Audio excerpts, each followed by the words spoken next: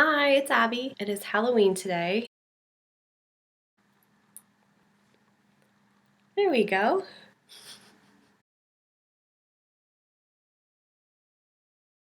So this is a video on compatibility. To know your compatibility with one person is impossible through like a video. The best thing you can do if you have a specific partner is to get a compatibility reading done by a professional astrologer. I don't get any trick-or-treaters while I'm doing this video. Now this video is good for any planet in these signs. So it basically tells you like who your sun sign is most compatible with, who your Venus sign is most compatible with, all based on the actual sign that it's in. In a quick nutshell, what the planets represent are the following. The sun is your ego and your basic identity. The moon is your emotions and your feelings. Mercury is the way you communicate. Venus is the way you love. Mars is your assertion, your action, and your sexuality. Jupiter and after that really don't matter. Well, they matter, but they don't really matter when you're doing compatibility. Like, not too much. But in synastry, the outer planets matter a lot, although we're not getting into synastry in this video. But as far as sign, it doesn't really matter. Your ascendant or your rising sign describes your outer personality and how you sort of deal with the world, how you handle new situations. I've already done videos on all these things. Well, almost all of them. Okay, so the first thing I want to talk about is there's positive signs and there's negative signs.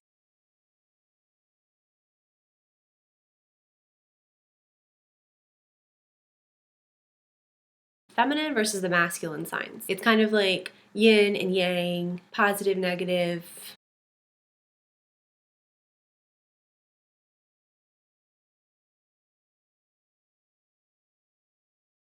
They basically just divide up the signs into like masculine and feminine. So it doesn't necessarily mean that you're going to be like more masculine if you have a bunch of signs in masculine signs, although you could be. The fire signs and the air signs are the masculine signs. They're the ones that are considered more outgoing, more yang.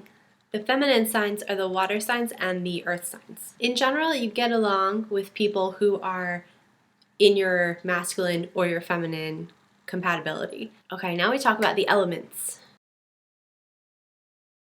So the elements are earth, air, fire, and water.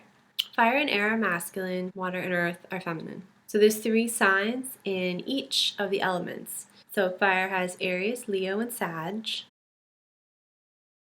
Air is Gemini, Libra, and Aquarius.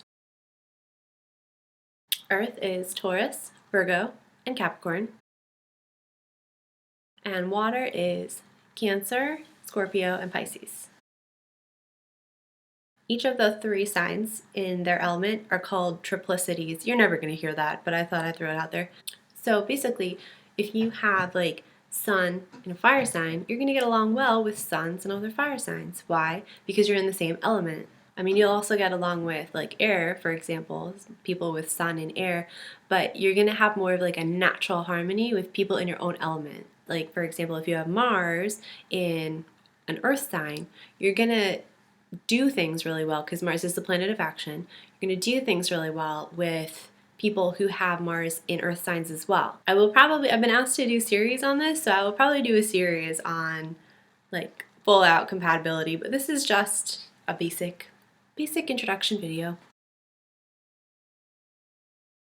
Modalities, they basically correspond to seasons. So cardinal signs are the ones that kick off the seasons. Fixed signs are in the middle, so they're sort of like steady in it for the long haul. And then the mutable signs are the ones that sort of go with the changing of the seasons. Ooh, trick-or-treaters. Happy Halloween. Where were we? So the cardinal signs are Aries, Cancer, Libra, and Capricorn. And they correspond with spring, summer, fall, and winter. The cardinal signs like to start a lot of things. They don't necessarily like to finish them. The fixed signs are Taurus, Leo, Scorpio, and Aquarius. They're loyal. They're usually pretty reliable because they're very steady. They can also be stubborn. It's hard to get a fixed sign to sort of change things.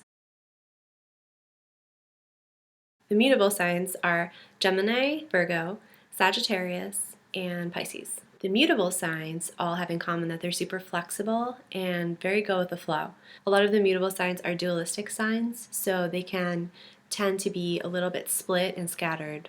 Signs in your modality you're not necessarily going to get along with because they're basically your agendas are sort of clashing with one another. Like if you look at Aries and Cancer or Aries and Capricorn, Aries is trying to initiate action and Cancer is trying to initiate nurturing. Capricorn is trying to initiate business. The person opposite you, so for Aries it would be Libra, that's somebody that you both are attracted to and don't get along with. It's kind of like your love-hate sign. And the reason is because you actually learn the most from that sign. The sign opposite whatever sign you have in whatever planet is the sign that you're going to learn the most from. Trick or treat? Trick or treat. Trick or treat. I love that kids still trick or treat. It is so cute. I hope I have enough candy. There's a lot of kids in this neighborhood.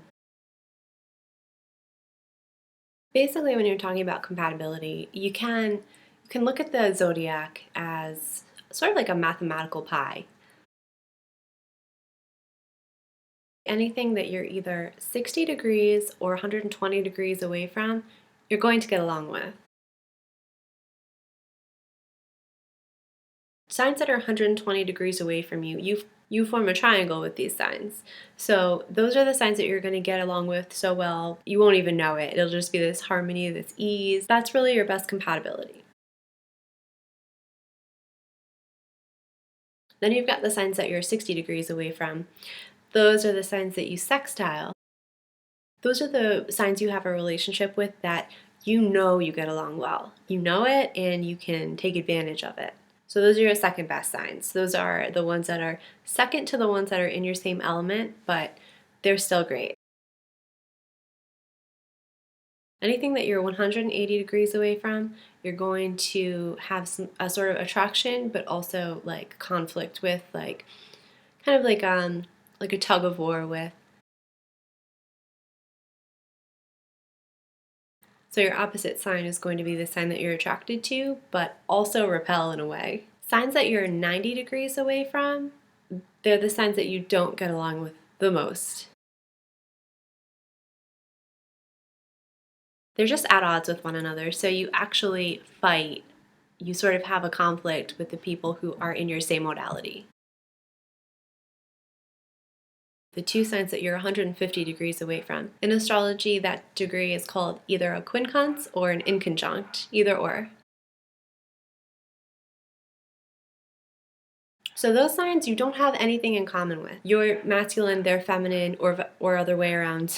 You're not in the same element, you're not in the same modality. You don't have anything in common with these signs. So these are signs where you have to end up making some sort of a compromise with. Ironically though, the signs that you inconjunct are sometimes also ruled by your ruler, like Aries and Scorpio or Taurus and Libra. They all have that 150 degree angle, so they're not in the same masculine or feminine, they're not in the same element, they're not in the same modality, but they still have the same ruler. For this reason, sometimes those signs can get along a little bit better because they have an understanding with one another, but there's still challenges.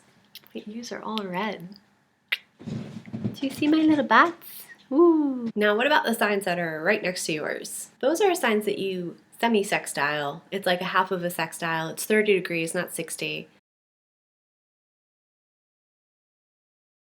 In general, you don't have a lot in common with those signs. Taurus is like the next sign from Aries, so it's where Aries is headed. Likewise, Pisces is headed into Aries. Even though Pisces is the last sign of the zodiac, it's all like a circle. So Aries can both teach Pisces and learn from Taurus. You tend to not like super get along with those signs, but you kind of have an innate understanding of the sign either before, and then you have like a sort of innate respect for the one ahead of you because that's where you're headed. That's the next like stepping stone on your journey. My ears are all red.